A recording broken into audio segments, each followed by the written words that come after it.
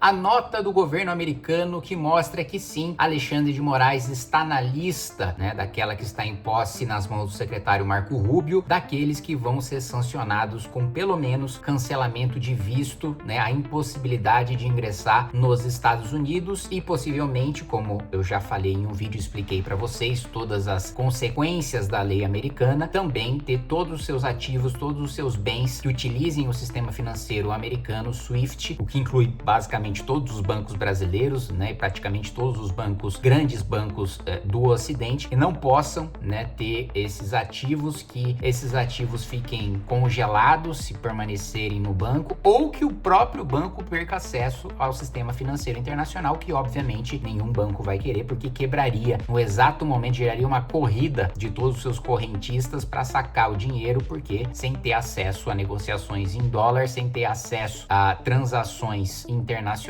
nenhum grande banco sobrevive hoje. Bom, dito isso, fica claro agora pela nota, primeiro, refutar o argumento, utilizado, a mentira, utilizada pela imprensa brasileira, pelo próprio governo brasileiro, pelo Supremo Tribunal Federal, pelos parlamentares de esquerda, de que a decisão do governo americano seria uma interferência na nossa soberania, seria uma interferência nas decisões da justiça brasileira, seria uma interferência na política brasileira e uma tentativa do governo americano de se intrometer onde não deve. Isso está sendo assim, objetiva, clara e diretamente refutado pela nota que eu vou ler aqui junto com vocês, e deixa muito claro também que sim, o alvo mais claro dessas sanções é o ministro Alexandre de Moraes. Vamos falar sobre isso logo depois que você se inscrever no canal, clicar no sininho para receber as notificações, deixar o seu like, compartilhar esse vídeo, e lembrando que nós estamos com o Clube do Livro para você que quiser receber vários títulos já que foram e estão sendo publicados pela editora Valete e nos ajudar a expandir esse projeto. Aliás, no último congresso que a gente teve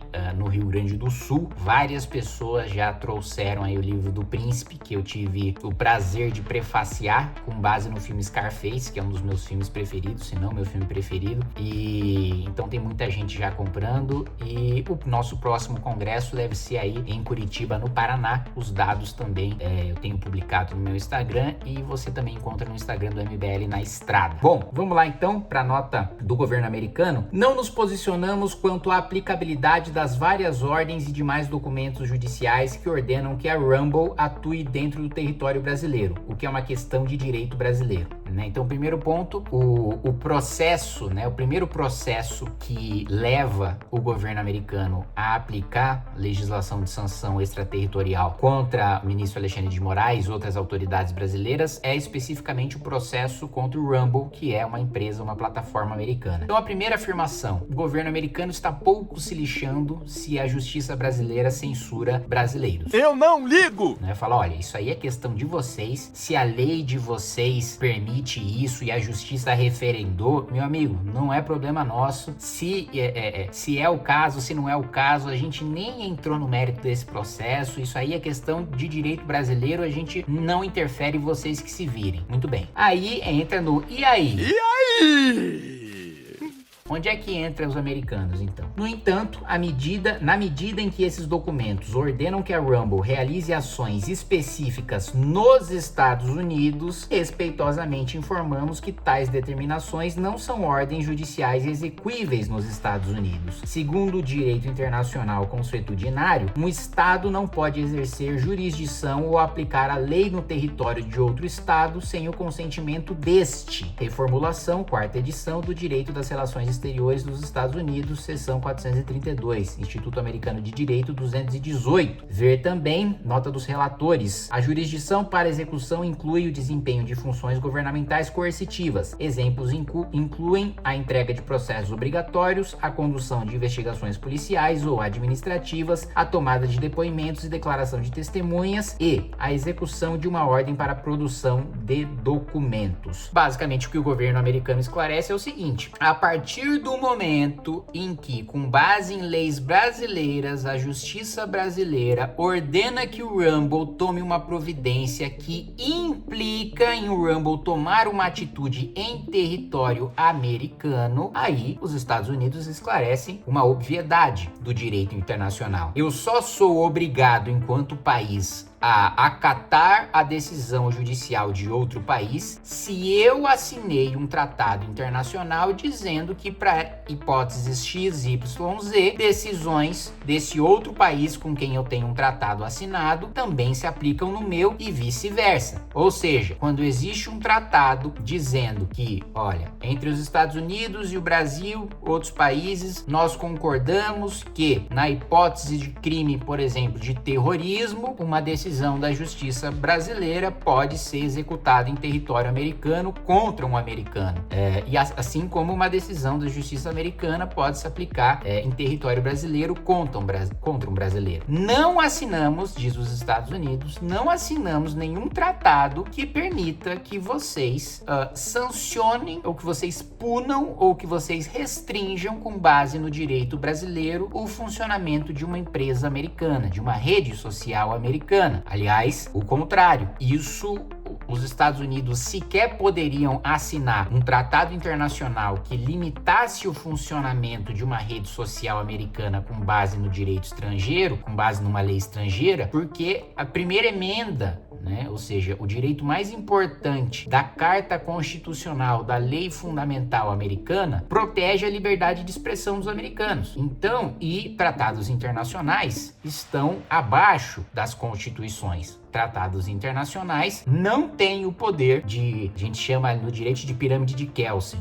das leis que são mais importantes, das leis que têm mais peso e que prevalecem sobre outras. Trata-se do princípio da supremacia da Constituição. O presidente da República pode assinar tratados que depois são avalizados ali pelo Congresso Nacional, mas esses tratados não podem tratorar o texto da Constituição. No caso brasileiro, nós temos ali, aliás, a título de curiosidade para vocês, duas hipóteses, Uma hipótese é em tratados de direitos humanos que tenham sido aprovados com quórum de PEC em 2 turnos, ou seja, o presidente da República do Brasil assina um tratado de direitos humanos. O Congresso Nacional pode aprovar esse tratado com maioria absoluta ali, 257 votos. Se for, nessa categoria de votação, nessa espécie de votação, com esse quórum, então esse tratado ele tem validade, ele tem status supralegal, ou seja, acima da lei. A lei ordinária brasileira está abaixo de tratados internacionais. Então aqui lei brasileira, aqui tratado internacional. Mas infraconstitucional. Então a Constituição ainda está acima do tratado internacional. Isso no caso do tratado ser um tratado comum, como qualquer outro, ou tratados de direitos humanos que não tenham sido aprovados com quórum de PEC. Tratados de direitos humanos que foram aprovados com 308 votos em 2 turnos na Câmara dos Deputados e também maioria de 3/5 no Senado, têm status de emenda constitucional. Mas, ou seja, eles passam a valer como se fossem texto da Constituição, sem ser texto da Constituição, mas ainda não superam cláusulas pétreas. Então ainda há texto na Constituição, independentemente do quórum do Tratado Internacional de Direitos Humanos, a nossa Constituição ainda está acima.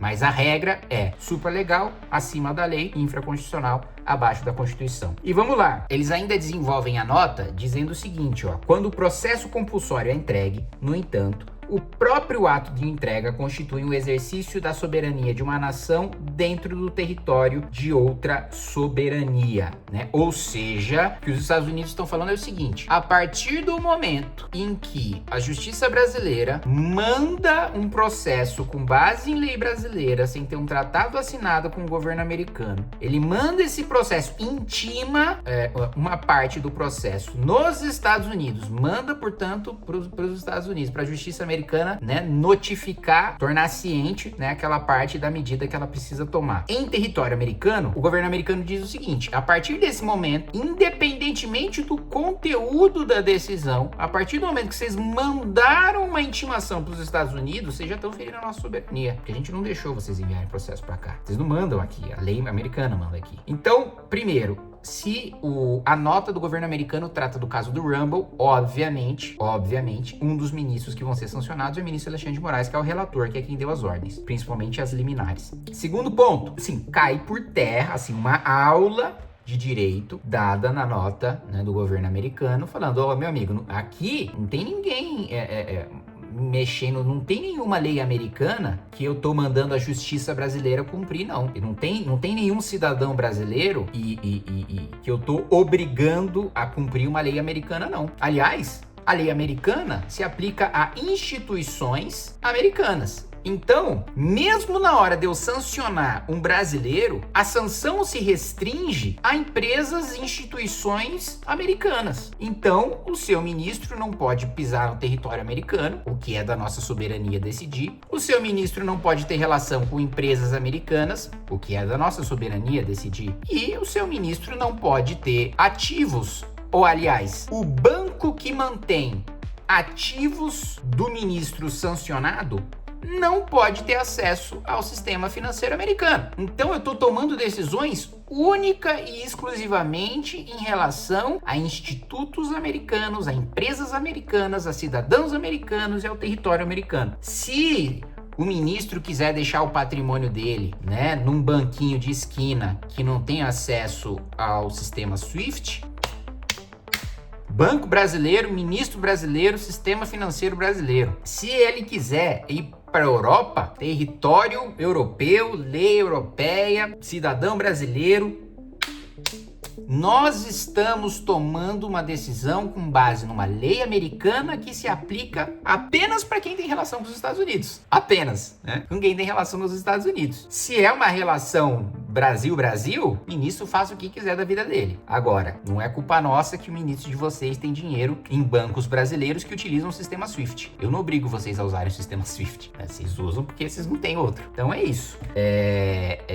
Fica cada vez mais claro que essa sanção vai vir, mas mais uma vez, como eu disse no outro vídeo, é uma vergonha para mim, enquanto brasileiro e claro, enquanto parlamentar, representante de outros brasileiros também, ter que vir uma sanção dos Estados Unidos que, como o próprio governo americano disse, estamos pouco nos lixando para a liberdade de expressão dos brasileiros, para os brasileiros, para as empresas brasileiras. A gente só se mexeu porque vocês mexeram com o americano. Então, assim, nem é... Às vezes eu vejo alguns deputados, né, falarem, olha só como os Estados Unidos são virtuosos, preocupados com a nossa liberdade de expressão, preocupados em salvar o Brasil. Você está dizendo que quer salvar o Brasil coisa nenhuma. Eles estão preocupados com deles. Mexeu com deles, eles estão protegendo. A gente aqui, parlamento brasileiro, senado brasileiro, é uma vergonha a incompetência que nós temos de fazer o controle do equilíbrio dos poderes entre nós. É uma vergonha a incapacidade que o nosso Senado tem de aplicar a Constituição brasileira e defender a liberdade de expressão, que também é um princípio constitucional nosso, e cláusula pétrea, inclusive. É uma vergonha que para a população brasileira ter uma vitória em relação a abusos que são cometidos contra ela, precise vir uma nação estrangeira para promover sanção em relação ao juiz brasileiro. É uma vergonha. A gente não precisava